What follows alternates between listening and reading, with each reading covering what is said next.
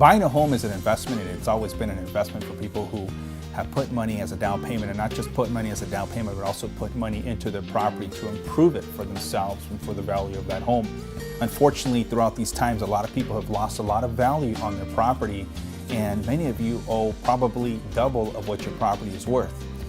Does it make sense for you to continue to put money into a property that's worth half of what's owed on it? Well, really that decision is up to you, but you should actually know how to determine how long it will take for you to recoup the loss of value of your property.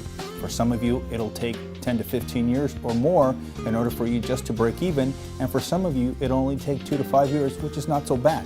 But how about I spend the next couple of minutes showing you how to determine more or less how long it'll take you to recoup the value of that property and start to break even. So this is what we call our infamous future value property analysis. That's a mouthful. And this is actually a spreadsheet that I put together back in mid-2009. I got together with somebody who is somewhat of an engineer to help me crunch these numbers here. And what this information does is it gives you an idea more or less of how long it'll take for you to recoup the value of your property. So let's say, for example, you bought a property that peaked out at $500,000 and today it's worth $250,000 because of the price drops. This will give you an idea more or less of how long it'll take for you to start to break even, and whether also it even makes sense for you to continue to stay in that home. Now, here's a scenario again. As I stated, this property right now is worth $250,000. So here's information right here. And they owe $500,000 on this particular property. Let's say that the appreciation beginning today starts going up at 3% per year. They're obviously going to be right here $250,000 underwater, but it's going to take them 14 years in order for them to catch up and to recoup the loss of value of that property. So in other words, for the next 14 years, you're going to be basically paying rent on that property. That's really what it all boils down to. Why? Because when you buy a property, you buy it as an investment, and hopefully it's going to start making you a return, even if it's a small return.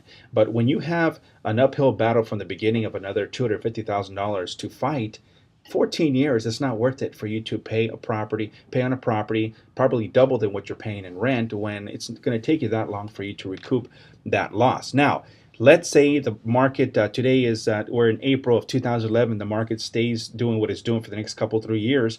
Then you're probably going to add another couple, 3 years because the property values still aren't going to start to go up just yet. So 14 to 17 years, very easily it could reach that. Let's say the property appreciation were to go up, because the cool thing about this report is you can adjust it. Let's say we're at 2% a year, and if you want to be more conservative, 2% a year, it's going to take you 16.25 years to recoup the loss. And say, for example, you say, well, how about if it's 4% a year an appreciation? If it's 4%, it'll take you 12.08 years, as you can see here in the bottom here. Now, the cool thing about this, I'll keep it back on 3 because that's kind of where I think, actual value should be going when they start coming back in terms of appreciation. The cool thing about this is, let's say you come to me and say, Rob, okay, I'm going to sell this house in 5 years. Where am I going to be in 5 years? Will I be able to get out of this mess or this hole in 5 years? No, you're still going to owe $178,236. Robert, I'm going to sell my house in 10 years and I'm going to retire. Where am I going to be then? You're still going to owe $87,902. Here's the information right here. So, and still, you're still in a hole. Now, a couple other things to consider when it comes to the spreadsheet is, let's say you were to consider doing a loan modification on this property. Let's say the lender gave you a 2% rate on a 30-year fixed rate on the loan modification. Your payments are going to be $1,848.10. That's what this figure is right here. But if you were to turn around and possibly sell this property, it's so underwater in a couple, 3 years, buy the same property for the same value as it is today, interest rates right now about 4.75%. Let's say they're 5% in a couple, 3 years. You're going to have a principal and interest payment of $1,342.05, which is a heck of a lot cheaper than $1,848 having a loan mod today. That's actually a difference of over $500 a month. So since you're paying over $500 a month to stay in this property by doing a loan modification, you definitely have to add those numbers into those 14 years. And guess what?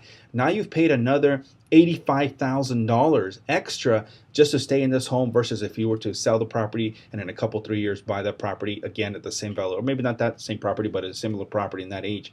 Well, it's going to add another year and a half or so. So the final crunching numbers that I like to see here is this. Okay, where am I going to be? So at the end of the day, my property is worth $250,000. and I owe $500,000. If I was to sell this property in a couple, 3 years and buy a new one, what's the difference going to be? Well, here it is right here.